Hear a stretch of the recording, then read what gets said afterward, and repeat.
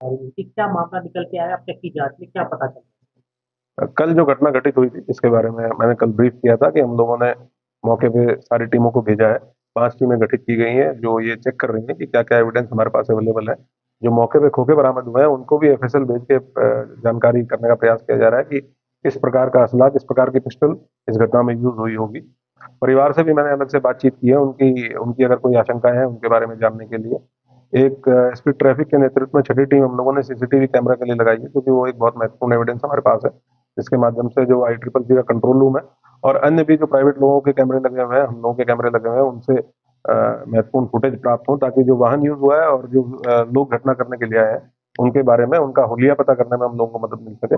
उसी पे अभी सारी टीमें काम कर रही हैं। परिवार को हम लोगों ने सुरक्षा व्यवस्था उनकी सुनिश्चित की है। वहाँ पे एक आर्म गार्ड पुलिस लाइन से लगाई गई है, उनके साथ सुरक्षा कर्मी भी साथ में लगाए गए हैं।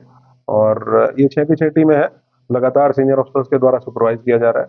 और हम लोग उम्मीद कर रहे हैं कि जल्दी हम लोग घटना का अनावरण करें। घटना किस प्रकार से हुई, क्यों हुई, कौन लोग इसके पीछे थे, इसके बारे में विस्तृत जानकारी हम लोग निकाल पाएंगे जब घटना का अनावरण होगा और अपराधी पकड़े जाएंगे। उनसे डिटेल में पूछताछ की जाएगी। तो क्या लगता है विदेशी पिस्तौल से फायरिंग हुई है क्या? इस परिवार से फिरौती वसूलने की कहीं कोई बात निकल के सामने आई है? नहीं, इस प्रकार की कोई भी ना आशंका परिवार के द्वारा बताई गई है और ना ही इस प्रकार की कोई बात फिरौती से संबंधित किसी भी प्रकार की कोई बात अभी तक सामने नहीं आई है। जो वेपन यूज हुआ है उसके बारे में जरूर हम लोग FSL भेज के ये जानकारी करने की कोशिश कर रहे हैं, क्योंकि वहाँ लोकल लोगों के द्वारा 6-7 राउंड फायरिंग की बात बताई गई है।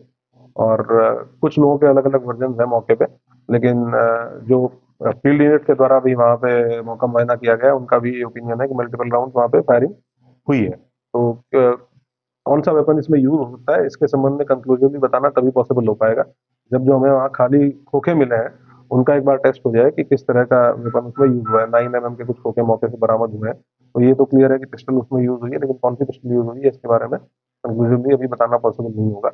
लेकिन महत्वपूर्ण क्लूज कुछ हम लोगों को मिले हैं।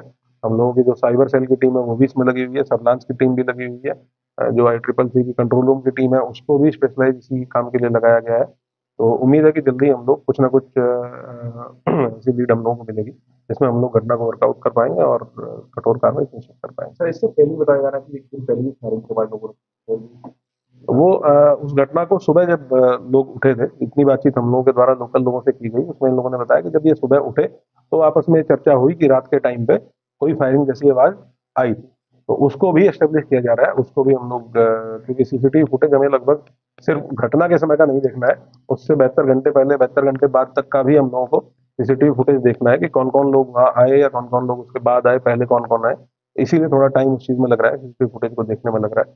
तो ये कंफर्म हो पाएगा कि पहले की घटना क्या थी वहां लोगों के द्वारा। लेकिन ये बताया गया कि एक दिन पहले रात के टाइम पे फायरिंग की उनके द्वारा सूचना, उनको आवाज सुनाई दी।